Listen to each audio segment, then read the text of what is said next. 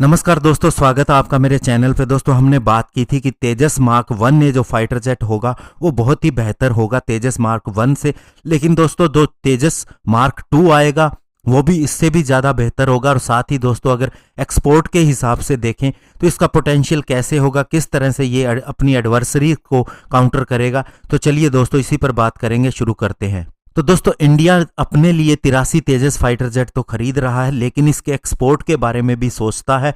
और ऐसे में दोस्तों इसके अंदर जो अमेरिकन, इसराइली और रशियन कंपोनेंट का मिक्स लगा हुआ है, उससे दोस्तों कुछ एक क्लाइंट को प्रॉब्लम हो सकती है। और साथ ही दोस्तों इजिप्ट, मलेशिया, श्रीलंका और यूएई ने इसके अंदर इंटरेस्ट दिखाया है।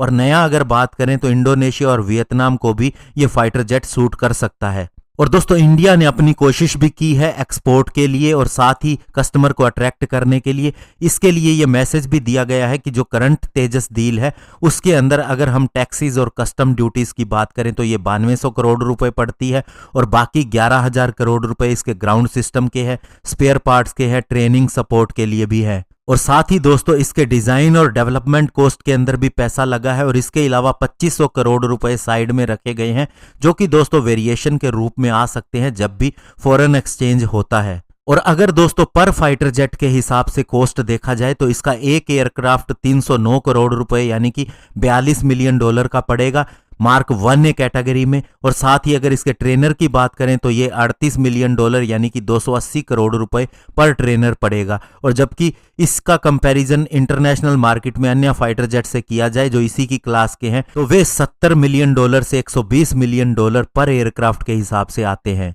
और साथ ही दोस्तों सबसे बड़ी बात यह है कि ये J7 और मिराज जेट जो पुराने हो चुके हैं उनसे बेहतर परफॉर्म देगा, बल्कि पाकिस्तान चाइना के द्वारा जॉइंटली डेवलप किए गए JF-17 थंडर से भी कहीं ज्यादा अच्छा फाइटर जेट है। हालांकि ये भी दावा किया गया है कि JF-17 का जो अगला वर्जन है, जो उसका ब्लॉक 3 है, उसके अंदर लॉन्गर रेंज मिसाइल होगी, AES से रडार और हायर थ्रस्ट इंजन होगा।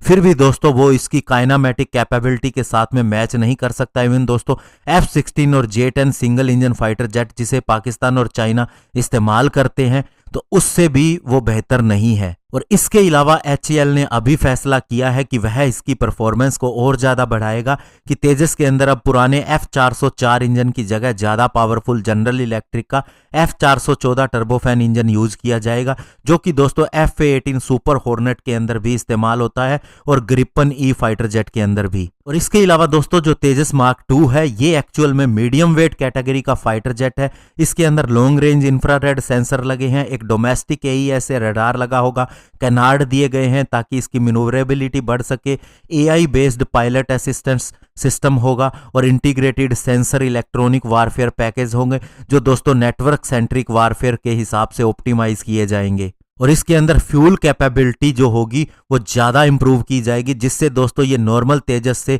ज्यादा रेंज देगा। और इसके अलावा इसकी वेट उठाने की क्षमता या पेलोड ले जाने की क्षमता 14,300 पाउंड होगी और 11 हार्ड पॉइंट होंगे इसके ऊपर, जिसके ऊपर मिसाइल और बॉम्ब लगाए जाते हैं। और अभी HAL का दावा है कि इसका प्रोटोटाइप 2022 में आ जाएगा और 2023 के अंदर इसकी फर्स्ट फ्लाइट भी हो जाएगी। और इसके अलावा दोस्तों जहां तक एक्सपोर्ट की बात है तो जो लोग राफेल, ग्रिपन या अन्य फाइटर जेट F-16 जैसे फाइटर जेट खरीदना चाहते हैं तो उनको तो ये कंपटीशन देगा ही। इवन दोस्तों अगर डबल इंजन की बात करें तो नेवी इसी का ही एक version twin engine deck based fighter जो कि डबल इंजन है वो बना रही है। और इसके अलावा उसी का लैंड बेस्ड वर्जन भी तैयार हो सकता है जिसे ORCA यानी ओमनी रोल कॉम्बैट एयरक्राफ्ट भी कहा जा रहा है। तो ऐसे में दोस्तों कस्टमर के हिसाब से दोनों तरह के ऑप्शन इंडिया के पास होंगे। हालांकि दोस्तों 5th जनरेशन की बात होती है, हम अपना 5th जनरेशन फाइटर जेट तैयार कर रहे हैं, लेकिन दोस्तों दुनिया के बहुत से देश हैं जो आगे आने वाले 30 से 40 सालों तक अभी भी